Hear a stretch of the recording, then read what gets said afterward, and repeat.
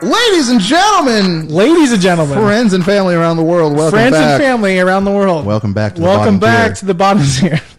I'm Greg and I'm Greg and I'm Matt. It's nice to meet you. Welcome to the bottom tier. There are too many Gregs. It's a world of Gregs, Greg. That's terrifying on several levels, Matthew. And I appreciate you putting that evil in my head. Yeah, Matt. well, I mean, hey, a world of Gregs. I mean, LSS just announced the new hero that just dropped, Greg. Lord of Gregs, yeah. Yeah, Lord of Gregs, yeah, from Gregland. One they resource. They ran out of stuff to do. One resource, search your deck for a card named Greg, Servant of Greg, and put it onto the field. Yeah, correct. It's a 3/2 ally. Arcane Barrier 2. Exactly. There's cards like Gregantuan, where you're just a larger Greg. Gregantuan. Yep. Mm-hmm. The Greg, which is like a giraffe. Gregurgitate. Exactly. Yeah. So anyway, guys, really interesting episode of the bottom tier we're off to already. Matt, how you doing this week, man? I'm doing great, man. I'm doing fantastic. It's been a great week. I can tell because we're even a little bit stranger than we normally are. Well, I mean, it's just a lagged day. It's just, it really kind of is. It just feels like it feels great. Like a screw it day. Also, we did have a lot of news drop, and so I think it's just nice to be light as we kind of get heavy in a little bit, Because we are gonna get into some stuff, and guys, if you haven't been keeping track of the news and stuff, some stuff's been happening. Yeah. But yeah, it's just nice to it's nice to focus in a little bit more on the being buddies doing stuff part of the podcast's whole mission statement thing. We stay on the bottom, and we're friends at the bottom. Exactly. We're just bottom buddies. Yeah, right. Bottom buddies. I was wondering how long it was going to take. Yeah, that took me a while. I was going to say we're like lobsters in a bucket. Like lobsters in the bucket, like the frogs in the pot. One of us tries to go up to the top, and we're like, no. The other one just drags them back down. This makes our friendship sound very toxic. But hey, that's the bottom. It's really not that bad. It's not. It's not. Don't worry. We're fine. Say help me. All right. Well, I know, actually, welcome to the bottom tier. We are a Flesh or Blood podcast that likes to do tangents in the beginning. And in the middle and at the end. We are big fans of tangents just in general. Right. We like to speak our mind about this thing that we're passionate about and hope that people who enjoy this hobby as much as we do enjoys listening to that. So with that, let's kind of jump right into the news. First off, we're going to talk about, should we start with good or bad? Should we end on a good note? We should definitely end on the good note. Okay, cool. So let's just start with the thing that everyone is talking about all over the that thing. Band-Aid, Matt. It is the restricted, right? That's the banned and restricted list. Formally, suspended. It is called the banned and suspended list. Banned and suspended. Yes, Sorry, sir. Restricted was, my word. But banned and suspended list just happened from LSS for a lot of formats. Basically every format got something this time. Right, but I immediately went there going let's go check out that Commoner, baby. Right? And there was nothing. No, there wasn't. So Commoner remains the best balanced format, possibly in all of trading card gamedom. I don't know if it's not. There does need to be one ban, but we'll talk about that later. Well, it's sure as heck better than Magic. That's true. But with that, Commoner's doing pretty well. But with that, there was a lot of surprising things. Then I really did like how LSS explains these. So let's go ahead. Let's break it down. Classic Constructed was first. What was the card that was banned? The only thing banned out of Classic Constructed was Pulse of Eisenloft, the cornerstone-ish of Oldhim. Yeah. Basically. That was a very interesting card, and it was not what I was expecting. No. I was not expecting, at all. But it made sense. So LSS goes to describe. We're not going to read it word for word because that's boring. We might as well try to do it ourselves, right? Right, exactly. Yeah. Pretty much what they were saying is noticing every single Nationals, Oldhim did get the most wins out of every single Nationals played. So with that, they felt there was one deck that really stood out that needed some sort of suspension, but they also didn't want to get rid of the core of the deck. They did that in Blitz. By getting rid of Crown of Seeds. Yes, they did. And so what they decided to do was not be as severe as that, but kind of take away a strategy that really does deplete a lot of health. And that is the Pulse of Eisenloft. With Eisenloft with Oakenhold. Yep. And so that is able to produce a lot of damage dealt in one turn. And so that, getting rid of that card is pretty much like, hey, we noticed that this is happening. This is just like a small thing because you can still play your Oakenholds and other cards and still do really, really well. I actually feel like this is a very good balance. It on a In my lot of opinion. levels, it really is. They don't go into this a whole lot, like in the article, but Eisenloft was especially useful in the deck not only for Oak and Olds, but because it counts as both an Ice and an Earth card. You can Yep. fuse literally anything that Oldhim can run that requires a fusion with Pulse. So all you have to do is pull that, keep it in your hand, and you have a fusion engine just ready to go. Absolutely, and So you only that- you only that got one in changes a your lot deck, of yeah, too, because it was a legendary card. So Yeah. it wasn't like you're losing like 9 cards. It wasn't Right, like exactly, a which rainbow. would have had a huge Yeah. effect. So this is less, and it's beautiful that LSS can, that they understand the game and how it's being played to the point where they can go, we'll remove this one little block from the tower, and the tower doesn't actually like collapse like it's Jenga Right. or something. It's definitely going to require Oldhim players, myself included, to sort of retune their decks to sort of work around it a little bit. In my case, in particular, my Oldhim was like super tanky, even by Oldhim standards. Yeah. And a lot of the offensive potential ran off of having Eisenloft, which, you can comment about whether that's a good strategy or not. Right. But with the loss of that, it now requires, kind of a rebalancing. It can't be quite so tanky anymore because there's no longer the easy buff, quote unquote, to get the fusions out there and all of that. Or just having the benefit of basically just keeping a 3-pitch in your hand and a 6-block defense reaction that you can throw Yeah. out there in a pinch. Yeah. Like especially in like a Guardian match, if you're playing a Bravo or something, being able to like stop one of their big attacks with a staunch response and pulse or something. If you had to pull that, that could be huge in terms of momentum. Right. So it does require a little bit of a balance, but honestly, like it's not as big a change as because if you've been paying attention, Oldhim was 100% going to get hit in this list. Like there was no way around that. Yeah. He's been doing too well since Prism popped out of the main rotation. There's no like hard counter to it anymore, and it was just a little bit stronger than the meta really could contain. Sure. I mean, yes and no, because I felt like in this meta that we're currently before the ban, like this is us in the past. We were both touting like you could play any hero and you'll be able to find success with it. And you still basically Right. can. However, like, not that saying Oldham's not, but so it kind of surprised me because I was like, CC's in a great place. There probably won't be whatever. And I get what they're looking at with like nationals leaving, but also like you have to have the mindset of like, that was a ban for not like common people like myself. That was a ban for really, really skilled players who are like really maneuvering very well. Full on was an effort to make Worlds when Worlds happen just Yeah. that much more balanced. Right. And so I still think we're going to see a lot of expert Oldhim players out there. So I think this is a great ban. 100%. I don't think it's anything to really be upset about. That wasn't the bummer news from the ban list. The bummer news comes from the next one. From Blitz. From Blitz. And Blitz had 2 things banned, something suspended, and something actually popped back into legal, which is super neat. Yeah. For me as a Runeblade player. Bloodsheath Skeleton is gone. Yep. Out of the format, too good. But with that, Sonata Arcanix gets to come back in, which is just Ooh. a phenomenal card. Works basically in any deck you want. It's great art. I honestly don't really think Sonata Arcanix is that good. But It's not like the single like make it or break it sort of card, but when you have a place where you really need to leverage something like that, is the perfect leverage for it. Absolutely. So we're still going to see those sort of high rune chant damage decks, but it's going to be a little bit more difficult to get that off without the blood sheath. So Yep. that one is a good call as far as I'm concerned. Yep. Mask of the Pounding Lynx is banned as well. Slow down ninjas a little bit. And then, of course, the big one that everybody is talking about right now, Stormstriders. Stormstriders, yeah. Before we dive into the meat and potatoes of that, we'll go back to Mask of the Pouncing Lynx, right? Yeah. I understand this ban, but also I think that I understand it for Fi. It is banned for Fi. Fi really abused that card 100%. a lot, especially because I think Art of War is still legal in Blitz. Yes. Yep.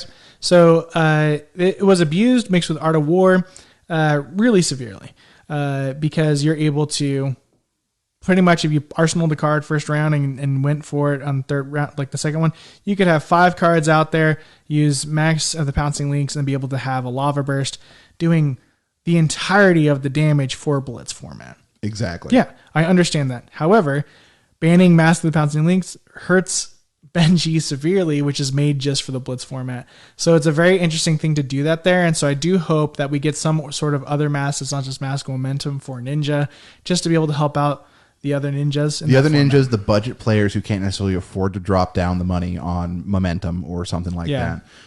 Or who want to play around with a different concept and not be locked into, you know, sort of the same thing everybody is doing. Really makes sense from like a gameplay sort of perspective, and what we see as sort of the common elements in ninjas and ninja decks. But still kind of sucks. It does. It doesn't affect me because I like playing Mask of Momentum, because I think being forcing people to block is a lot more. And I was kind of like, yeah, because what I lost to in the top 8 was a Mask of the Pouncing Links, you know? So it makes sense. However, like, bummer for all the Benji players out there and all that stuff.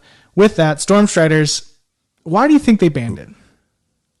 Man, I genuinely can't give you an answer. I think they banned it because the Emperor is going to be crazy.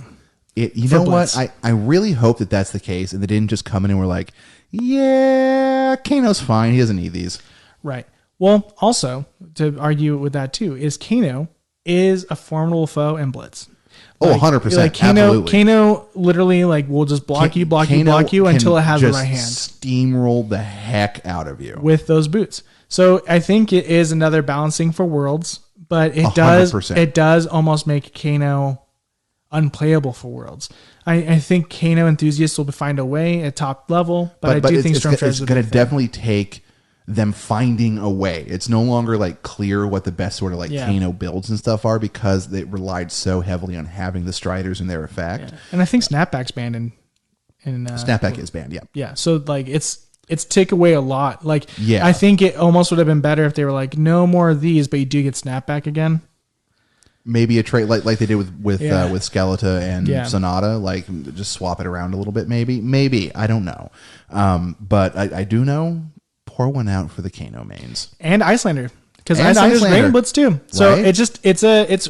it wrecks that really hard for the Wizard class. And I really hope that it was for a future proofing kind of reason, there's something coming in Dynasty that is going to sort of take the place of that and sort of build new engines off of, or that the Emperor is going to have some crazy ridiculous only he can use equipments or something that needed to have Stormstriders nerfed in order to not get crazy OP or something like that. Right. And they didn't just do it as well, we're just housekeeping. We don't like the way Wizard is playing right now, so we're just going to upend it. You know what I mean? Right. I do hope for that as well, but I also think they're doing it a little early, because Dynasty doesn't come out until after Worlds. It doesn't. And so it does affect that. But I'm not LSS. I don't see what they see. So it could just be they were fixing Kano, or that's what they want to see, is they're trying to make it as competitive as possible for Worlds. That's why it was so hefty. So I'm curious about that. And what's interesting too is what I really liked to see was that, but they kind of redefined one of the rules. You can't play young heroes in Classic Constructed Which, thank anymore. God. I thought that had already been a thing, and I've made an idiot out of myself a couple of times, being no, you can't play young heroes in Classic. What are you doing? Yeah. So really nice to have that. Yeah. That's just all good as far as I'm concerned, because really, it's possible, I guess, to squeak something out, but you're at such a disadvantage playing a young hero in Classic that I don't understand why it wasn't just on the books already. Right. Well, I mean, it's just because people are obsessed with the hero and they want to not lose it. And so they'll be like, I'll take half damage because I still think this is viable and stuff like that. So we did see it. We see it with Young Chain. We saw KO out there. True. To be out there. And we see Prism, Young Prism. So it makes sense. And then also that could be future proofing for Emperor as well. Exactly. Emperor could be crazy. He could end up ridiculously over the top, like Starvo level, powerful. I personally don't see it right now. I now. don't think it's going to happen. I really don't think it's going to get anywhere near there. But who knows? I've been surprised before. Yeah. I don't have all the knowledge of the universe contained within my little human skull or anything. Right. The Gregs don't commune that way. Unfortunately, it's just one brain shared among all the Gregs instead of all the Gregs sharing brains into one bigger one. Yeah. Perfect. But with that, that's kind of sad. I see the people upset online, and it's a bummer, and it doesn't really I don't think we need to be drastic of like leaving the game or anything. I don't think it breaks the game in any way, shape, or form. It just gives us a new puzzle to solve and all that stuff to be able to go out there and do that. Again, I'm not a Wizard main, so I don't feel that. But again, pour one out for the homies. It's a bummer. 100%. Yeah. With that, we did have one final ban, which is kind of funny. It's hilarious. Because as a local community, we talked about this as a little bit. But Yorick, the Bard, has been banned from Ultimate Pit The Fight. first and only thing to date to be too broken for UPF. Yep, Yorick. And he was made for UPF. So it's great for like kitchen table stuff, but for armories, which you can now do UPF at as an armory if you're a local game store, you cannot bring Yorick anymore and fuse everyone's deck together. Which, I mean, honestly, anybody who actually like genuinely disagrees with this, what are you doing? Why? I get it. Like, it's a very niche thing. So, like, in our local community, we versed Yorick. I don't know if we touched on this last time. We might have briefly. Oh, we did a bit, yeah. Okay, cool. So, like, we made it a consent hero. Like, yeah. You just need to ask, like, hey, can I have fuse everyone's cards together? Right, exactly. Do you mind if I do No? this meme Cool, I'll play thing? something Like, else. no, okay, cool. Yeah. Like, let's do it, man. Let's have a Yorick fight, right? Yeah, yeah. Like, that's hecka cool. And I had a lot of fun playing in the Yorick match, which I talked about a little bit more last week. Shameless plug. Y'all should go check it out. It was a pretty good story. It was a good time. Yeah. Had a lot of fun. But, you know, the one troll who brings the Yorick deck to UPF and is like, guys, this is the only deck I have. I paid my entry fee. We're playing. So it's our deck now, everybody. Yep. Those folks, why? No idea. Why is my question.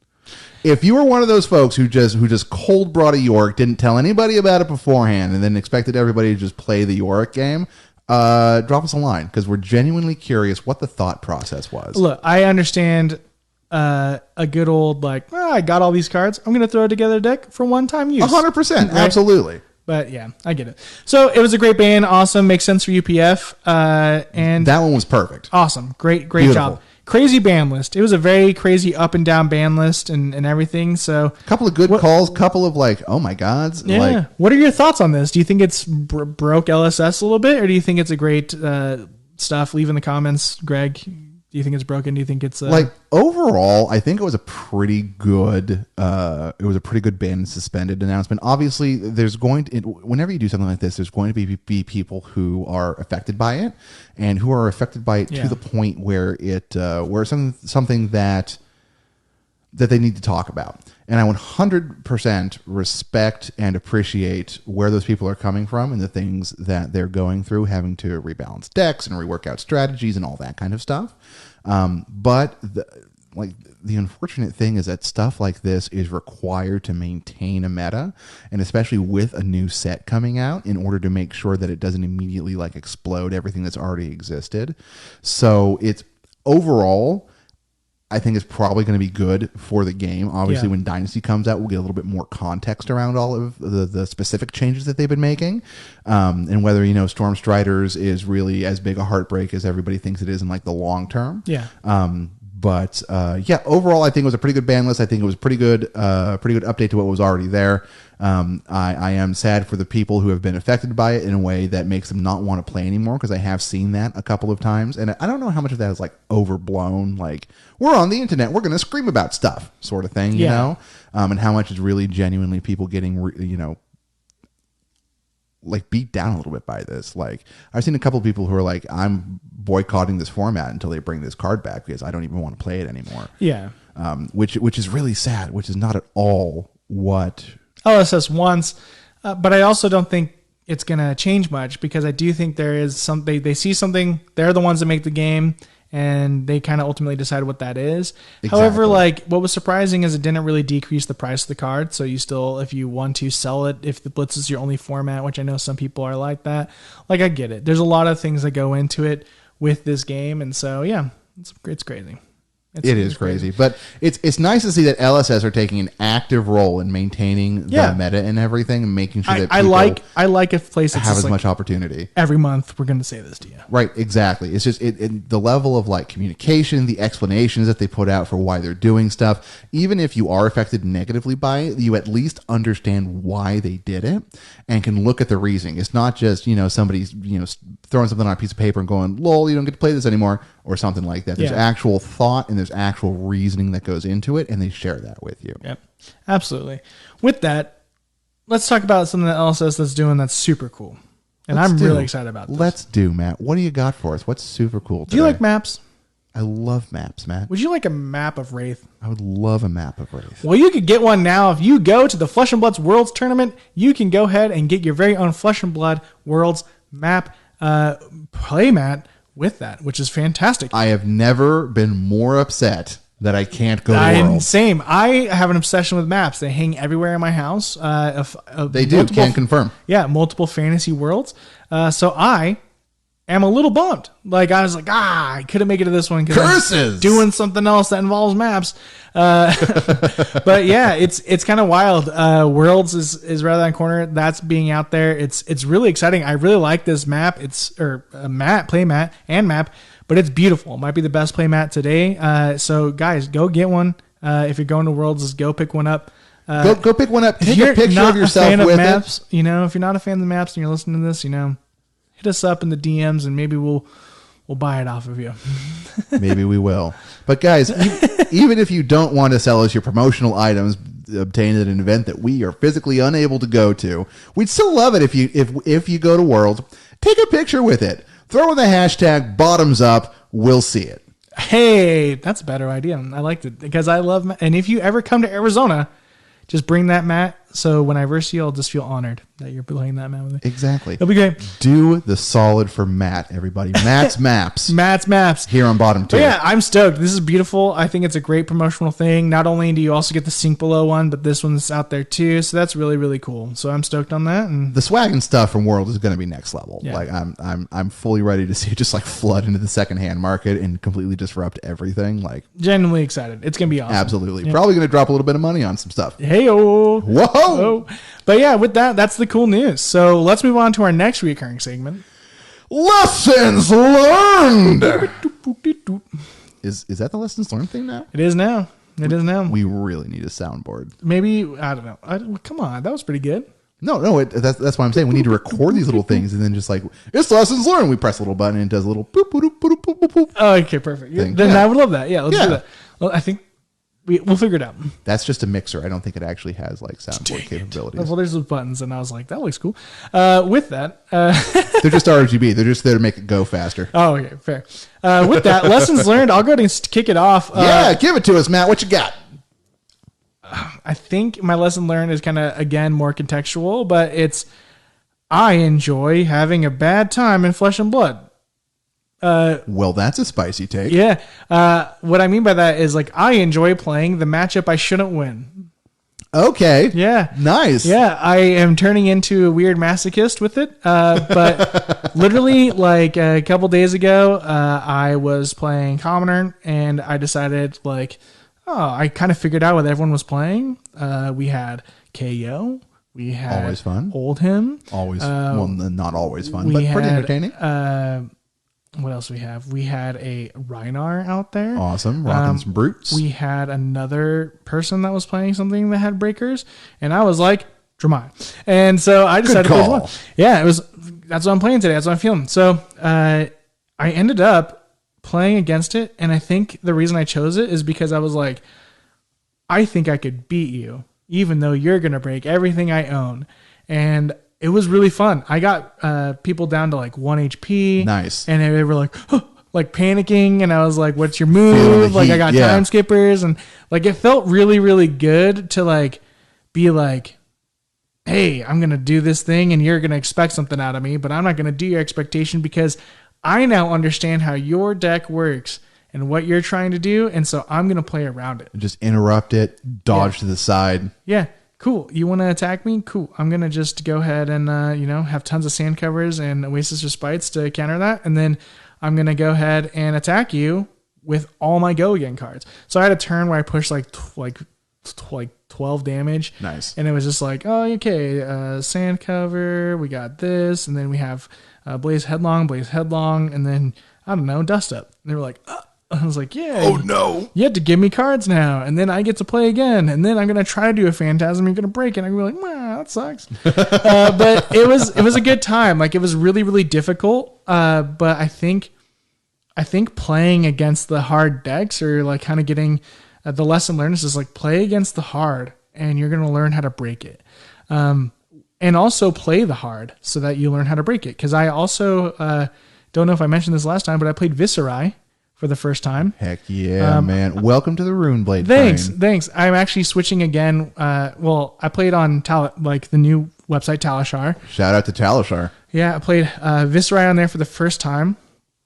And then, because I was like, I don't understand this, and they always beats me. And I played it and was like, oh, there's only 4 cards in this deck. Yeah. Basically. So now I understand why everyone poops on it all the time. That sounds like that sounds more vulgar than the vulgar word. Anyway. It really does. Like, it does. But English is a funny language. Yeah, it's very funny. But anyways, I was like, oh, now I understand Viserai. I'm going to play it again just so I could learn how the lines. Get some reps in, yeah. But yeah, I like doing that and like playing the hard. Like, it's hard for me to think that way of Runeblades and understanding rune chances. Like, I don't really know. It's not my thought process, but yeah, play the hard is my lesson learned. Hopefully that was a good one. That's an awesome lesson, Matt. Thank you. Don't shy away from the difficult things. The matchups where you have the most difficult time are the ones where you learn the most. And the most fun. Like, I literally at the end is like, man, we've been sitting here for 30 minutes because we've been grinding it out. But hey, one of my favorite matches. Right? You actually get to play the game. It's not just one person steamrolling the other one. You're actually trading blows back and forth and really like putting in the effort. Yeah. So good on you, Matt. Well done. Thank you.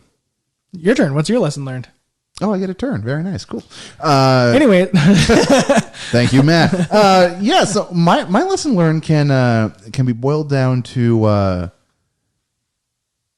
really kind of to patience. This is, again, a little bit more contextual, but I have a younger brother. Okay. Surprise, surprise, everybody.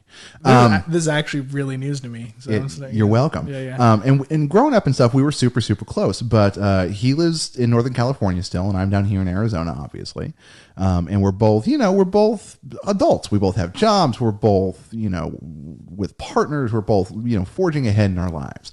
So we don't have as much time anymore to just sit down and be friends with one another, if you know what I mean.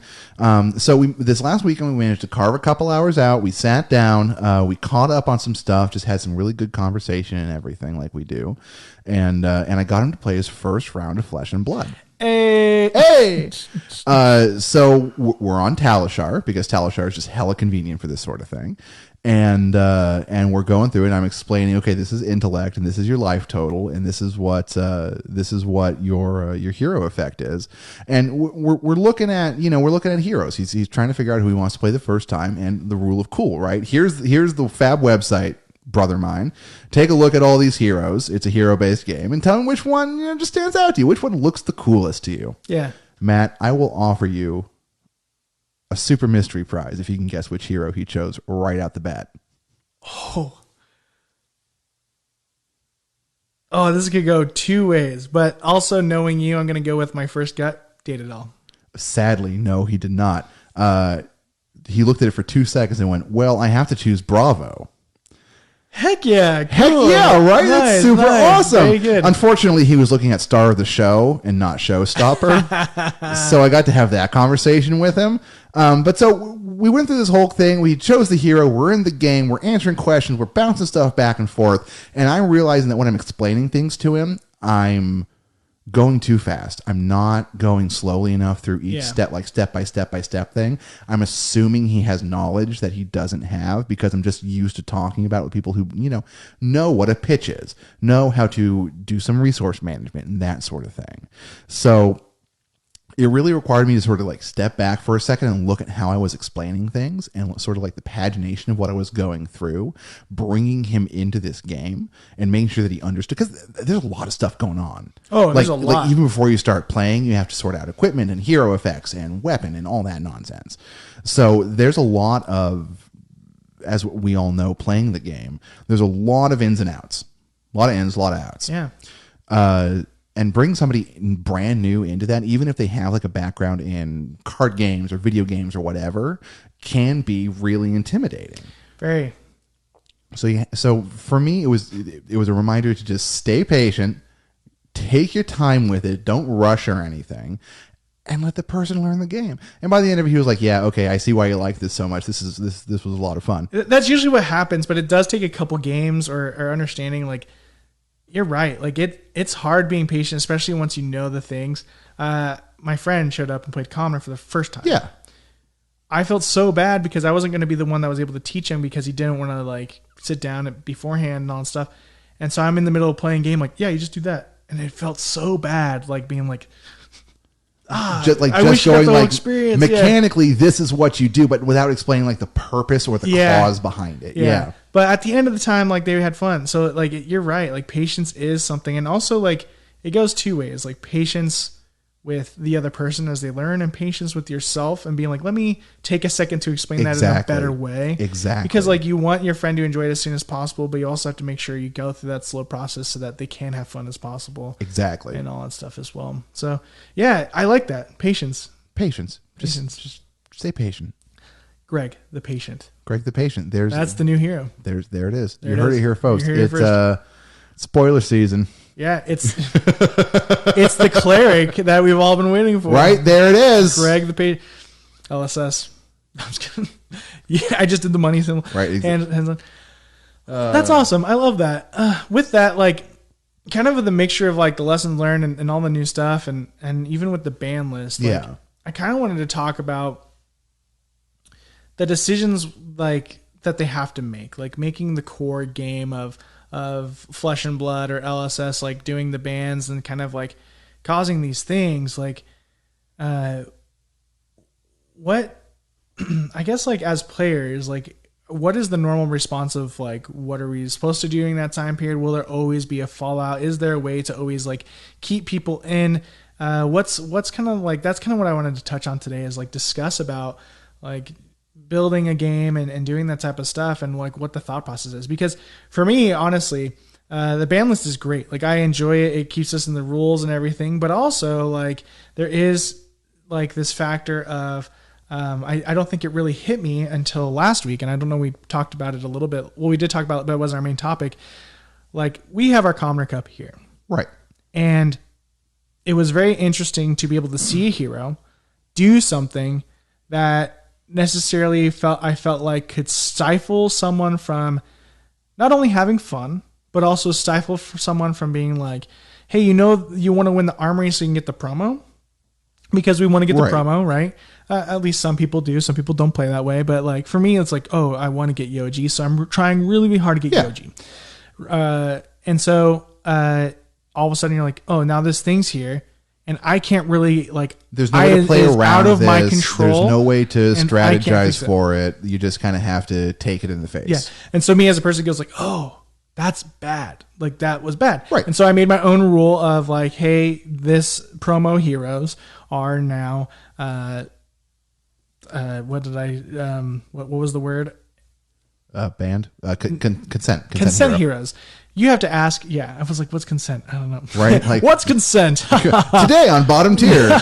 But no, like consent hero, because you have to ask permission before you can play it and all that stuff. And so I made that, and I felt really, really good because I felt like I figured out a way to be like, "Hey, I am gonna stifle your fun. I'm sorry, but you can still play that as long as you get consent." And so now there's a win-win situation, and here we go. And so like, how is it that we kind of like, what do we do as a player base as this thing types to happen? Because from that standpoint of like, I see this problem, I want to be able to fix it so everyone's enjoyment is equal tier, so everyone is balanced. When you have over 100,000 people playing this game, like, what do we expect? So that's kind of my discussion that I want to present to you. That's a really timely sort of topic, because like you were talking about with the ban list, with the suspended list, with some of the changes in what's coming down in Dynasty and stuff.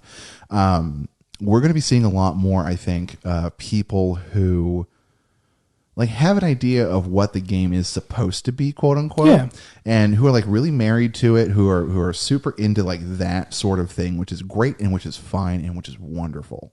But the simple fact of it is, in order to maintain, frankly, the growth of the game, which is in any TCG sort of the lifeblood. If the game's not reaching new people, it stagnates.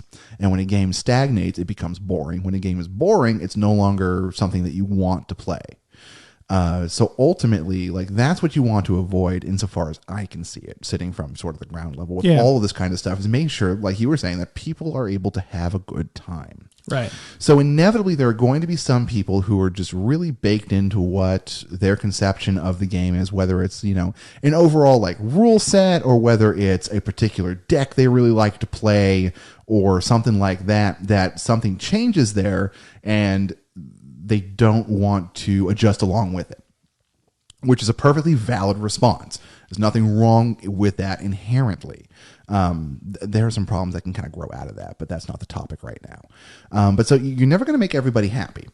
Right. There's always somebody who's, you know, if we use the Yorick example, there's always going to be somebody who just really loves playing Yorick, who loves that particular like play style, who just wants to do it, and doesn't get to anymore, unfortunately. And that's, you know, that's a little sacrifice that has to be made for the betterment of the game on a whole, for the betterment of the people who are enjoying it. Right.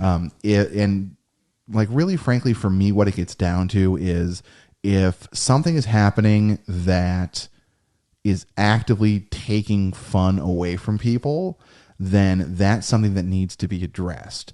Whether that's, you know, banning a card, whether it's stipulating that only certain, you know, hero ages are allowed to be played in different formats, if it's, you know, creating a brand new format with some different rules or something.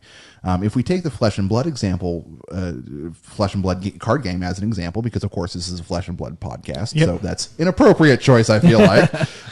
They're really, broadly speaking, are like two extremes that you can go down when you're moderating something, and you working the Commoner Cup have kind of experienced this to a level, I feel like.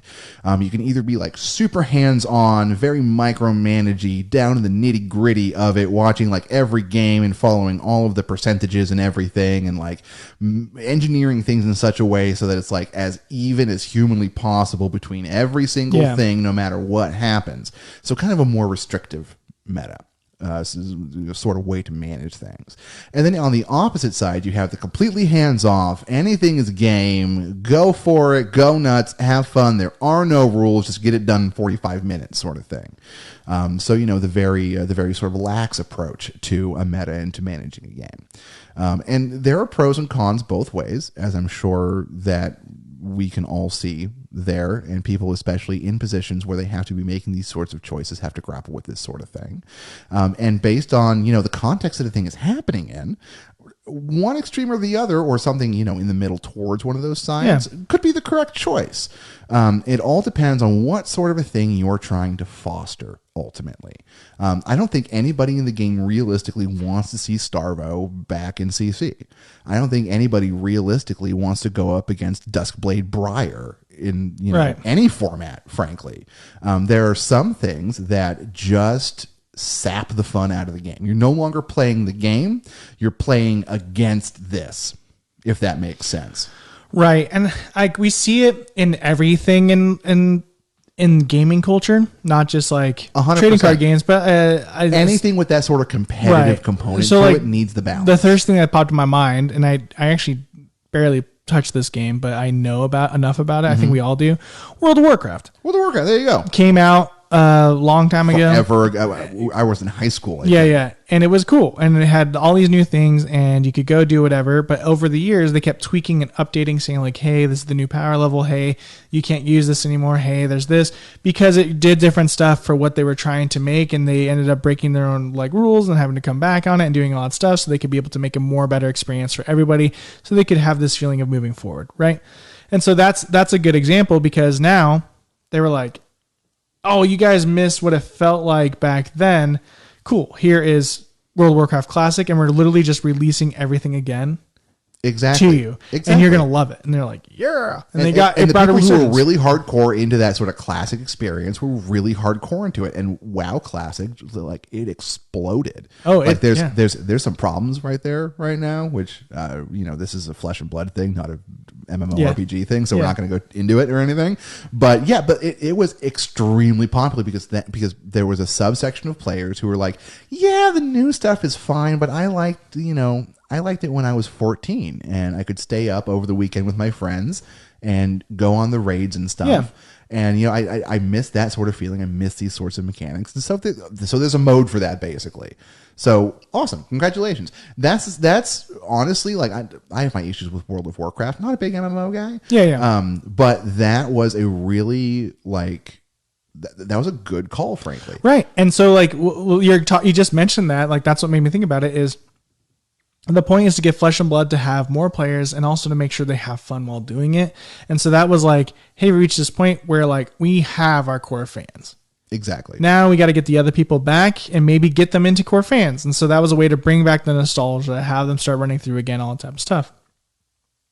So Flesh and Blood, or a game company, for example, listens to its player base. So if they suspend certain things that the player base decides like that's not a good ban, there's a couple approaches of like, maybe if something happens, it could get unbanned because they noticed that. Exactly. And we just saw that with Skeletor and with Sonata in Blitz. Yeah. Because Skeletor is banned now, Sonata no longer has to be. That was the piece that was missing there. Yeah. And so it brings it back into play. It brings it back into play. We could see Storm Shredders come back after they do more testing. We could see a lot of stuff with that. It's just really difficult. I do know that LSS has like, it's not just like James White and like 4 dudes being like, this should be banned. Right, exactly. They have like people in every format. They have like format coalitions, leagues, maybe, I don't know, format councils where they kind of gather together and they go like, this is what's going on. I know there's a commoner council where they kind of sit together and be like, what should be banned? What should we talk about? Like, okay, cool. We hear you. We're going to bring it up and then we'll do all that stuff. And they actually look at the numbers and stuff. They don't just like do a Twitter poll and whatever Twitter decides is what they do sort of thing. Like there's actually like thought and reason behind it. Not just thinking about like what's out right now, but what's coming down the line. Yeah. And really, honestly, one of the most impressive things about Flesh and Blood, just in general, and this may change over the years, but it feels like each and every set has been like planned out well in advance, so that they're aware of what has to be changing in order to support this sort of thing coming in the future. And they've done like they're planning well enough that generally speaking, the balances and the bans and the stuff like that they have to do are pretty minor. Every once in a while, of course, they screw that up and we get a Starvo situation. Oh, well, we also get the Stubby Hammer situation. Or we get a Stubby Hammer situation. I don't think the classic construction ban, despite what they said, was actually planned. 100%. No, absolutely. That was full on a response to people doing things in a way that they did not anticipate, which 100% happens. But besides like those couple of like really major things that sort of upended things for a minute, it's like they maintained like a really nice balance like throughout the lifespan of this game. And granted, it's only been a couple of years. Yeah. But they're off to a really good start with that, especially when you compare it with something that's a little bit more of, a Wild West sort of situation like Magic the Gathering or something like that. Yu-Gi-Oh! Or Yu-Gi-Oh!, which is, again, a little bit wilder. It's really nice to see that it's not just, chucking a bunch of cards into the ecosystem and seeing if they stick. There's actually like a purpose behind each thing that they issue. Yeah. Another thing that I think is kind of forethought that, again, always kind of circles back is like Living Legend is a forethought, because what it can do is create a space of like all those cards you loved. Hey, the format's now open and you can play Storm Shredders and Blitz because there's some wizards that are banned. You can play that Living Legend, and we have no bans in Living Legend. You can go ham and you get to experience that how it was. It's their World of Warcraft classic in a way. Yeah, exactly. Of being able to do that. So I'm excited for that. I think LSS did a really good job, and like ultimately as fans and as people consuming it is like if you enjoy this game, like it shouldn't deter you from playing it. And like, it's just another piece of the puzzle to kind of like go around it. But also like this game's, what makes it super unique is you can really attach to one type of hero. And people frequently do, myself included. Yeah. You can get to one type of hero and like be really all about that. And so it kind of just feels like a kick while you're on the ground when your favorite type kind of gets some sort of nerf thing. Or something. Yeah. But hey, you're just too good. Maybe you should be on the bottom tier with us. Right. Exactly. No, there's always a chair open for you. Yeah. But I mean, it happens and it stinks. And I think that they'll always be able, like, I hope to see that we have reciprocation in as much as like cards or something that comes out for like Mask of the Pouncing Lynx, for example, or Storm Striders, we get a new thing that kind of did that thing, but maybe it does it in a way that would make the game balanced in a way that they like LSS thinks will be necessary. Exactly. Yeah. Okay. And to maintain the growth of the game, the quality of the game, and the fun that we all get out of playing it. Because again, like this is the biggest thing. If you're not having fun, why are you playing? That's a bottom tier top tip. That's right there. That's it, man. Like, it's a game. If you're not here having a good time, then what are you doing? What are you doing? Why are you giving yourself all this stress? You don't need it. Be like Greg the healer. Just be like Greg the healer. Yeah, 21 health. Exactly. Just chilling. 6 intellect. Best card in the game. 6, yeah. Mm-hmm. No hero ability, though. Yeah. That's okay, though. Yeah. Hero ability, bag of edibles. No, I'm just kidding. Right, exactly. Anyways, guys, I think that was pretty good. I like that. That was fun. Yeah, that was quality. That was good. Yeah. Guys, we're the bottom tier. I'm Matt. I'm Greg. And guys, thank you so much for being here with us. We love you all. Please leave us some feedback. Subscribe to the channel. Like the show. Follow us on Spotify or whatever. We've been doing a lot more shameless plugs lately, but it's because since we started doing shameless plugs, it's actually working. So weirdly enough, if you ask people to do things, they'll do it. And guys, we're this close to 100. We really are. And guys, we're not looking to make any money off of this. We're not looking to start shilling for a bunch of nonsense that doesn't make any sense in the context of, card games and whatnot. Yeah. We just genuinely like to see that people are enjoying what we're doing. And the more feedback you can leave us, whether it's a comment, whether it's a thumbs up somewhere, whether it's just turning the podcast on in the background when you're not paying attention, just letting it run and get a couple of those numbers up. The more that you guys can do insofar as that's concerned, the more we know that you like what we're doing, that we can keep providing you with the stuff that you like, and that we can keep coming to you every single week, just being chill buddies talking about some card games. Right. And then the part of me that's like, hey, this is what I'm actually striving for. 100, the reason I keep bringing that up is we actually just get to change our domain to make us more findable. Yeah, exactly. So that's all I really want is because I just don't like saying YouTube /Y74 to whatever and then so I just you didn't put a capital J in there. I just want to see bottom tier, So yeah, exactly. Anyways, guys, we appreciate you. Have fun out there and don't be bummed. Go have fun.